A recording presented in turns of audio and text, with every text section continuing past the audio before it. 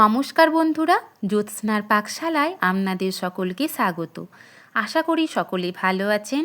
আজ আমি আপনাদেরকে দেখাবো মুগ ডালের পালোর রেসিপি।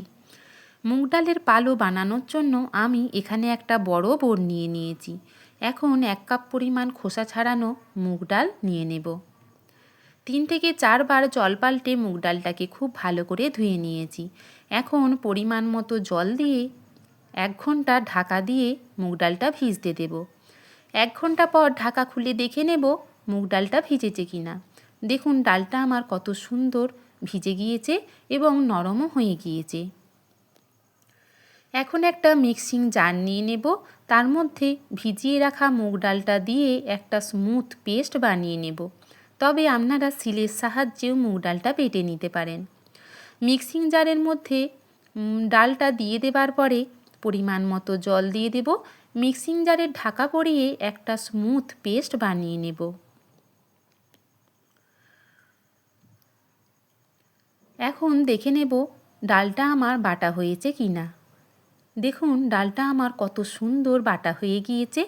এখন একটা বোলের মধ্যে ডালটা ঢেলে রাখব এবং যতটা পরিমাণ ডাল দিয়েছিলাম ততটা পরিমাণ জল মুগ ডালের সাথে দিয়ে দেব। একটা চামচের সাহায্যে খুব ভালো করে মিশিয়ে নেব। তবে আপনারা দুধের সাহায্যেও ডালটাকে তরল করে নিতে পারেন। ঢাকা দিয়ে একপাশে সরিয়ে রাখব। এখানে আমি 1/2 কাপ পরিমাণ ঈষৎ উষ্ণ গরম দুধ নিয়ে নিয়েছি।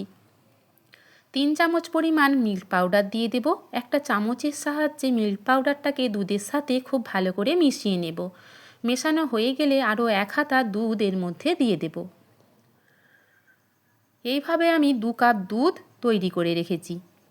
দুটো এলাচকে আমি হামালদিস্তায় একটু গুঁড়ো করে নিয়েছি। গ্যাস ওভেন জেলে একটা পরিষ্কার কড়াই বসিয়ে কড়াইটা গরম করে নিয়েছি। এখন 1 চামচ পরিমাণ ঘি দিয়ে দিয়েছি। ঘিটা আমার মেল্ট হয়ে গিয়েছে। এই পর্যায়ে একটা তেজপাতা মাঝ বরাবর কেটে ঘিয়েতে একটু ভেজে নিয়েছি। তেজপাতাটা ভাজা হয়ে গিয়েছে। এই পর্যায়ে লিকুইড ডালটা দিয়ে দেব। বেটে রাখা ডালটা দিয়ে দেবার পরে খুন্তি দিয়ে অনবরত নাড়াচাড়া করে 10 মিনিট ফুটিয়ে নেব, গ্যাসের ফ্লেম মিডিয়ামে রেখে। আপনারা আমার এই রেসিপি ফলো করে বাড়িতে অবশ্যই একবার এইভাবে পালো মুগ ডালের বানিয়ে খাবেন। যদি রেসিপিটা ভালো লেগে থাকে অবশ্যই লাইক, কমেন্ট, শেয়ার করবেন। নতুন নতুন রেসিপি পেতে আমার চ্যানেলটি সাবস্ক্রাইব করার অনুরোধ জানালাম। পাশে থাকা বেল আইকনটি অবশ্যই প্রেস করবেন যাতে নতুন নতুন রেসিপিগুলি আপনাদের কাছে সবার আগে পৌঁছে যায়। দেখুন লিকুইড ডালটা আমার 10 মিনিট ফোটানো হয়ে গিয়েছে। ডালটা আমার ঘনও হয়ে গিয়েছে। এইভাবে অনবরত নাড়াচাড়া না করলে ডালটা কড়ার নিচে লেগে যেতে পারে। ডালটা যখন ঘন হয়ে আসবে এই পর্যায়ে 2 কাপ পরিমাণ লিকুইড দুধ দিয়ে দেব। দুধটা দিয়ে দেবার পরে আবারও বেটে রাখা ডালটার সাথে খুব ভালো করে মিশিয়ে নেব এবং আবারও 10 মিনিট গ্যাসের ফ্লেম মিডিয়ামে রেখে খুব ভালো করে ফুটিয়ে নেব। অনবরত নাড়াচাড়া না করলে ডালটা কড়ার নিচে খুব সহজেই লেগে যায়। সেক্ষেত্রে টেস্টের ব্যালেন্সের পরিবর্তন ঘটবে। আমি এখানে প্রায় 1 কাপ পরিমাণ চিনি দিয়ে দিয়েছি এবং স্বাদমতো নুন দিয়ে দিয়েছি।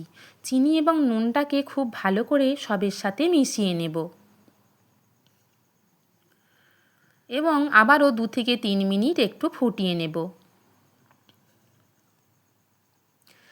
বাড়িতে থাকা ছোট থেকে বড় সকলেই এই পালো খেতে অত্যন্ত পছন্দ করবে। আর এটা মুগ ডালের তৈরি হওয়ায় পেটের পক্ষেও খুব ঠান্ডা। 2টো এলাচ দিয়ে গুঁড়ো করে রেখেছিলাম, সেই এলাচ গুঁড়োটা দিয়ে দেব। এলাচ গুঁড়োটা খুব ভালো করে মিশিয়ে নিলেই আমার মুগ ডালের পালো একদম তৈরি হয়ে যাবে। দেখুন মুগ ডালের পালো আমার একদম তৈরি হয়ে গেছে।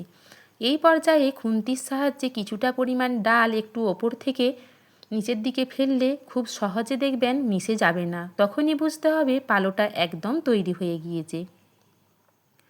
গ্যাসের ফ্লেম অফ করে দিয়ে আবারও একটু নাড়াচাড়া করে নেব। আমি এখানে একটা স্টিলের থালা নিয়ে নিয়েছি। তার মধ্যে সামান্য পরিমাণে একটু ঘি নিয়ে একটা ব্রাশে করে থালাটায় খুব ভালো করে মিশিয়ে নেব। ঘিটা ব্রাশ করে নিলে পালোটা ঠান্ডা হয়ে গেলে সহজেই উপরে উঠে আসবে। এখন আমি মুগ ডালের পালোটাকে থালার মধ্যে খুব ভালো করে নাড়িয়ে চাড়িয়ে একটু বসিয়ে দেব। এই পর্যায়ে আমি কয়েকটা কিশমিশ ওপর থেকে গার্নিশিংয়ের জন্য ছড়িয়ে দেব।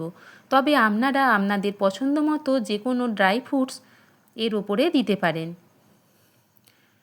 2 ঘন্টা ঠান্ডা হতে দেব। ঠান্ডা হওয়ার পরে এরকম পিস পিস করে বরফি আকারে কেটে নেব। আপনারা আপনাদের পছন্দ মতো যে কোনো শেপে কেটে নিতে পারেন।